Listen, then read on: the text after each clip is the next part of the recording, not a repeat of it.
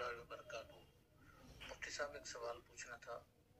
सवाल ये है कि जैसे औरत को शरई पर्दे का हुक्म है और औरत की आवाज़ के बारे में भी कहा गया है कि वो पर्दा है, तो सवाल ये है कि क्या औरत नेट के ऊपर अपनी वीडियोस सिर्फ उसकी आवाज़ जो है उसकी सूरत में वो अपलोड कर सकती है या नहीं? जैसे आजकल एक रुझान है कि यूट्यूब पे चैनल बना के फिर उसके ऊपर वीडियो डाली जाती हैं, तो वो चाहे इस्लामी मालूमात हो या कोई और हो मालूमात की वीडियो बनाए और सिर्फ आवाज़ हो, ठीक है, सिर्फ आवाज़ को वो नेट पे डाल सकती हैं या नहीं?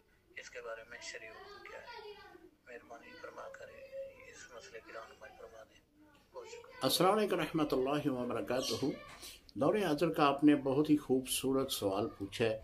देखें, शरीयत का हुक्म जो है ना वो यही है कि औरत की आवाज़ भी औरत है, यानी औरत को अपनी आवाज़ छुपाने का हुक्म है।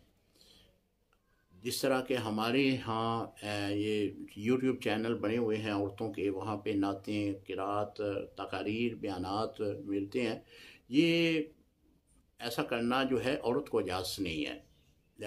मर्द को भी चाहिए कि वो औरत की आवाज़ में नात भी नहीं सुन सकता।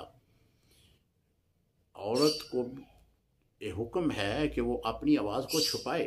हाँ, अगर वो यूट्यूब चैनल जो है वो सिर्फ उस औरतें ही देखें तो ठीक है, लेकिन ऐसा होता नहीं है, मर्द भी देख सकते हैं।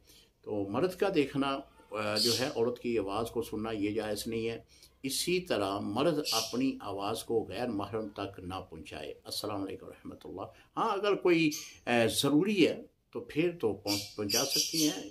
वो तरीक़ेकार ये है कि कोई ऐसा इलाका है कि जहाँ पे तबलीग करने वाला कोई मर्द नहीं है, औरत ही तबलीग करे, तो लोग इस्लाम की तरफ राग़िब हों, तो फिर तो ठीक है कि वहाँ पे औरत जो है वो जाकर तबलीग कर सकती है। लेकिन अगर मर्द मौजूद हैं तो फिर मर्दों को हक़ है कि वो मर्दों को कायल करें। औरतें अपनी औरतें जो हैं उनमें अपनी तबलीग को पहुँचाएँ, ना कि मर्दों के लिए। अस्सलाम वालेकुम रहमतुल्लाहि व बरकातहू।